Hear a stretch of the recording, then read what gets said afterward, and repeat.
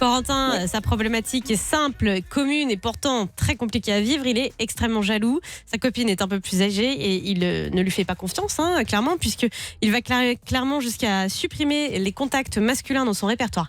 Alors, Corentin, est-ce qu'il y a un passif ? Pourquoi tu ne lui fais pas confiance ? Est-ce que toi, tu as été trahi avant et qu'est-ce qui s'est passé là ?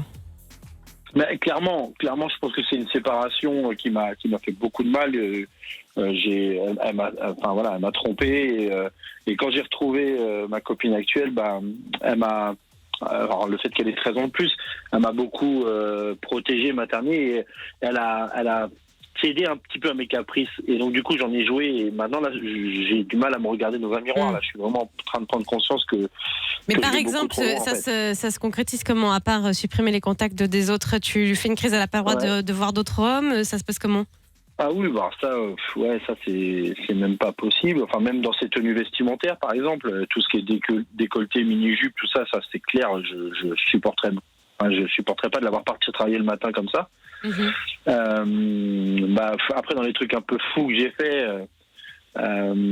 j'étais à un mariage. Elle n'était pas invitée parce que c'est juste un ami à moi et elle était en soirée, en boîte avec des copines pas très loin, une demi-heure en voiture. Et puis pendant tout le mariage, je pensais qu'à ça finalement. Et donc à un moment donné, vers 1h du matin, j'ai pris ma voiture et je suis parti dans la fameuse boîte de nuit juste pour voir si elle était bien là, si elle m'avait pas menti, si elle n'était pas avec un autre homme. Ça commence souvent comme ça, les affaires dans crime. Ouais, mais là c'est trop, Corentin, parce que en plus, au-delà de ça, c'est à toi là que tu pourris la vie. Là, tu te rends compte, on peut pas vivre comme ça. Un couple, c'est basé sur la confiance et c'est comme ça qu'on s'épanouit. Là, t'es malheureux du matin au soir, tu es inquiet, tu n'as pas confiance en elle, tu fouilles, tu fouines, vous vous détruisez mutuellement. C'est à toi là d'arrêter. Alors, je suis d'accord avec toi sur le côté, elle t'a peut-être trop laissé faire. Si elle te dit rien, forcément, toi, t'as pas de raison d'arrêter. Mais à un moment donné, là, il faut que tu vas la perdre. Si tu continues. En fait, j'ai eu un déclic, c'est le jour où là, je pense que ça va peut-être vous choquer un peu, mais elle était en soirée avec des copines. Et, encore une fois, moi, je me fais toujours un tas de films, mais quand elle est rentrée, j'ai volontairement senti. Quand elle s'est déshabillée, senti sa culotte pour voir si elle m'avait pas menti. Mais quel rapport Ça me choque pas, Corentin me disait hors antenne.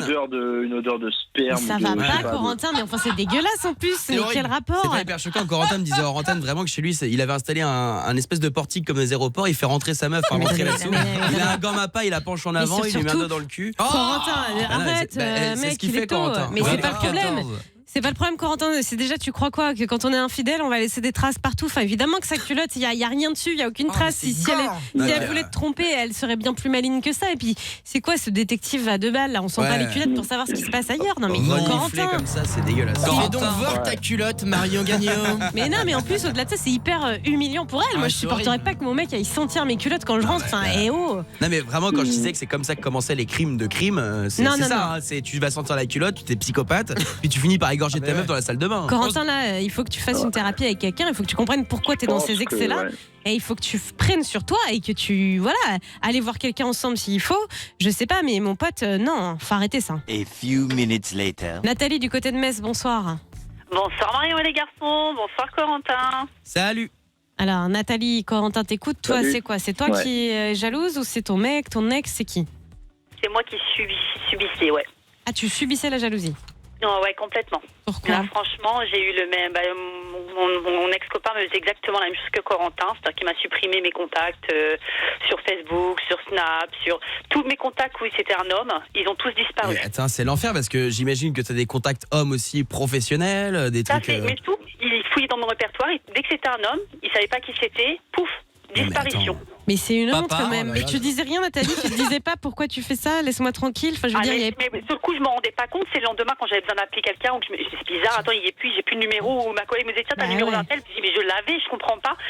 Et c'était tous les jours et puis je me suis dit, c'est quand même bizarre. Et sur les réseaux sociaux, c'était pareil. Et je me suis bien rendu compte qu'il y avait que lui qui avait accès à mon portable à la maison et c'était bien ça. Et parce qu'il était jaloux maladif, il me faisait pas confiance. Alors il n'y avait aucune raison. Enfin, moi personnellement, je lui ai jamais donné de raison de pas me faire confiance.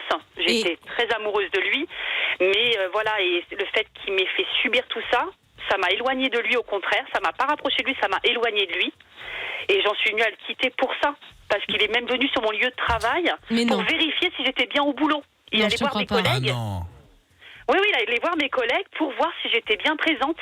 Et c'est pas possible. Enfin, là, je me suis dit, je vais pas passer ma vie comme ça, c'est invivable. Et tout le monde me dit, mais qu'est-ce que tu fous avec un mec comme ça? Mais grave, tes copines, elles devaient péter un câble pour toi. Ah, mais moi, je voulais pas ouvrir les yeux. J'ai laissé une chance, 2 chances, 3 chances, 4 chances. Et là, je me suis dit, non, 2 ans qu'on vit comme ça l'enfer, c'est pas vivable, c'est impossible. T'as bien fait de te rebeller.